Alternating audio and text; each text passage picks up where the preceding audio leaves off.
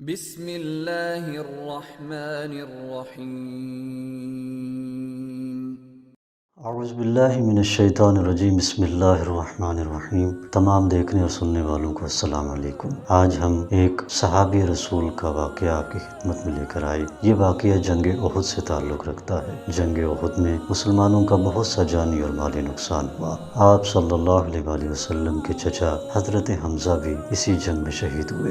اس جنگ کے ختم ہونے کے بعد آپ صلی اللہ علیہ وآلہ وسلم نے اپنے اصحاب سے ارشاد فرمایا کہ آپ میں سے کوئی ہے کہ جو مجھے سعد ابن ربیع کی خبر دے۔ ایک صحابی اٹھے، انہوں نے کہا کہ یا رسول اللہ، میری جان آپ پہ قربان ہو جائے، اگر آپ مجھے اجازت دیں تو میں میدان میں جا کر سعد ابن ربیع کو تلاش کرتا ہوں۔ حضور نے اجازت دی اور ساتھ میں یہ بھی فرمایا آپ کو ادھر ادھر جانے کی ضرورت نہیں ہے، آپ فلاں سمت میں چلے جائیں، وہاں سعد آپ کو زخمی حالت میں ملے گا۔ اس جنگ میں اس کو 12 نیزے لگے ہیں۔ یہ صحابی کہتے ہیں کہ میں حضور کی بتائی ہوئی سمت کی طرف گیا تو میں نے وہاں جا کر آواز دی کہ سعد ابن ربیع تم کہاں ہو، مگر سعد چونکہ زیادہ زخمی تھے آواز نہ دے سکے۔ یہ صحابی کہتے ہیں کہ میں نے کہا کہ سعد ابن ربیع تم کہاں ہو، رسول خدا تمہیں یاد کر رہے۔ جب رسول خدا کا نام سنا تو سعد ابن ربیع جو طاقت جسم میں موجود تھی اس سب کو اکٹھا کیا اور کہا لبیک یا رسول اللہ، اے اللہ کے رسول میں حاضر ہوں۔ جس سمت آواز آئی تھی، یہ صحابی کہتے ہیں کہ میں اس سمت میں گیا تو دیکھا کہ واقعاً سعد بہت زخمی حالت میں زمین پر لیٹا ہوا ہے اور اس جنگ میں واقعاً اس کو 12 نیزے لگے تھے۔ یہ کہتے ہیں کہ میں نے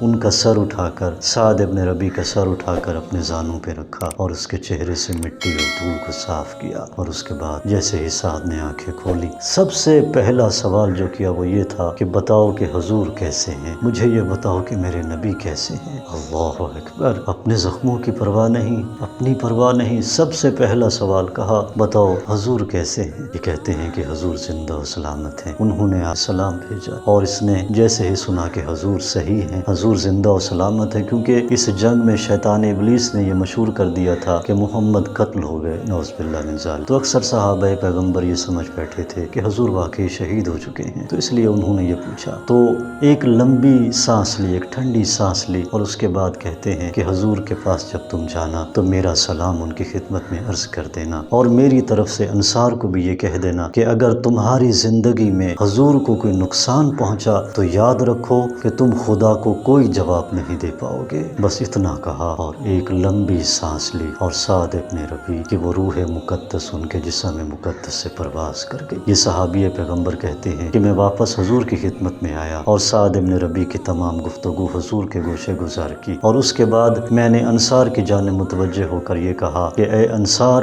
سعد ابن ربیع کہہ رہا تھا کہ اگر تمہاری زندگی میں حضور کو کوئی نقصان پہنچا تو تم خدا کو کوئی جواب نہیں دے سکو گے۔ جب حضور نے یہ سنا تو حضور کی آنکھوں سے آنسو بھی رواں ہوئے اور دستے دعا بھی بلند فرمائے، اور فرماتے ہیں کہ پروردگارا تو سعد پہ رحم فرما کہ اس نے زندگی میں ہماری مدد کی اور اس دنیا سے جاتے ہوئے وہ ہمارے بارے میں وصیت کر کے گیا۔ پروردگار عالم سے دعا ہے کہ پروردگار متعال ہمیں پیغمبر صلی اللہ علیہ وآلہ وسلم کے ان صحابہ کی سیرت پر عمل پیرا ہونے کی توفیق عطا فرمائے۔ اگر آپ چینل پر نیو ہیں تو کائنڈلی سبسکرائب کرنا مت بھولیے گا، اور اگر ویڈیو اچھی لگی ہے تو اس کو لائک کریں اور اپنے دوستوں کے ساتھ شیئر کریں۔